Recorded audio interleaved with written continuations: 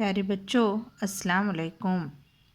हमने part 1 mathematics में Roman numerals 1 to 20 तक लिखना और पढ़ना सीखा। आप लोगों ने मुझे लिखकर भी भेजा 1 to 20 तक, वो मैंने चेक भी कर लिया। अब हम इसके आगे देखेंगे प्रॉब्लम सेट 1 किस तरह से सॉल्व करना है। प्रॉब्लम सेट 1 में बच्चों पहले है right all the numbers from 1 to 20 using Roman numerals। तो ये सवाल हमने सॉल्व कर लिया है। अब क्वेश्चन 2 है right the following numbers using international numerals. क्या कहा गया है, ये जो रोमन न्यूमेरल्स दिए गए हैं इनको इंटरनेशनल नंबर्स में लिखिए। इंटरनेशनल नंबर यानी कौन से नंबर, 1 2 3 4, ये अंग्रेज़ी के जो नंबर्स हैं उसको इंटरनेशनल नंबर्स कहते हैं ना, ये हमें पता है। अब इसमें है पहला 5 है ना, वी किसके लिए, कौन से नंबर के लिए इस्तेमाल किया गया सिंबल है ये 5 के लिए। तो इसको इंटरनेशनल न्यूमेरल्स में हम किस तरह लिखेंगे, आओ हम ब्लैक बोर्ड पर देखते हैं। प्रॉब्लम सेट 1 5 को इंटरनेशनल न्यूमेरल्स में हम किस तरह लिखेंगे। 5,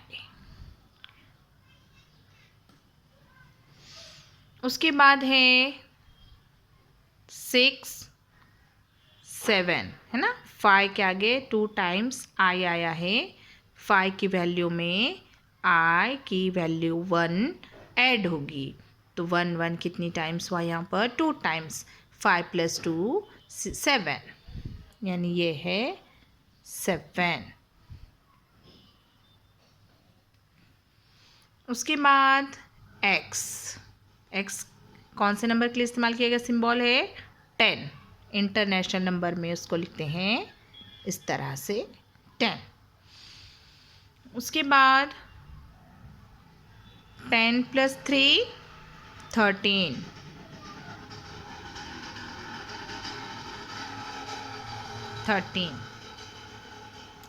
10 + 4 14, सॉरी 10 5 के आगे आया है राइट साइड में 6 हुआ, 10 + 6 16, इस तरह। अब यहाँ पर भी देखो 10 5 के आगे 3 टाइम्स आया है, तो ये 8 है। 10 + 8 क्या होगा 18,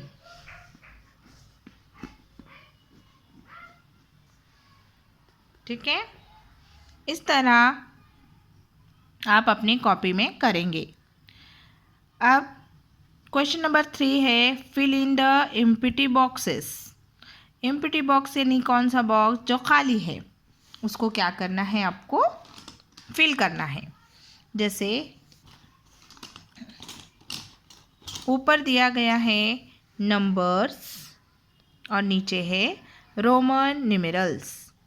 ऊपर लिखा है वर्ड में 3 THREE, इसको रोमन न्यूमेरल्स में हम कैसे लिखेंगे 3,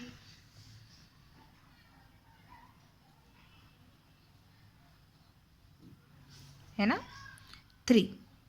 अब ऊपर वाला बॉक्स खाली है, नीचे है 8। अब ऊपर तुमको क्या लिखना होगा फिर 8। चलो ये भी मैं लिख कर बताती हूँ, EIGHT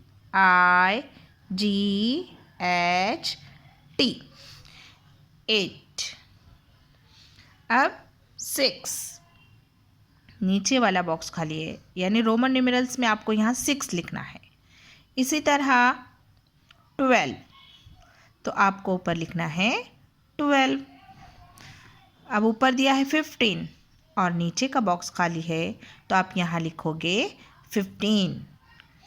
उसके बाद ये लिखा है 19, आपको ऊपर लिखना होगा 19।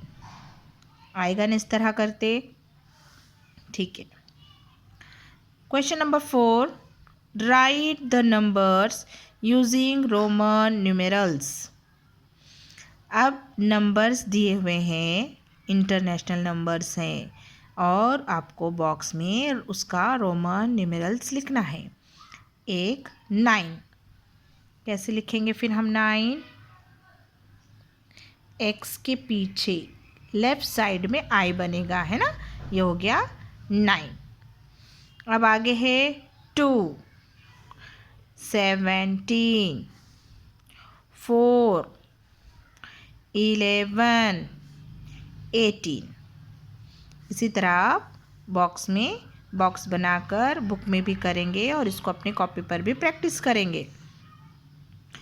क्वेश्चन नंबर 5 है, in the table below each given number is written in international numerals and then again in Roman numerals.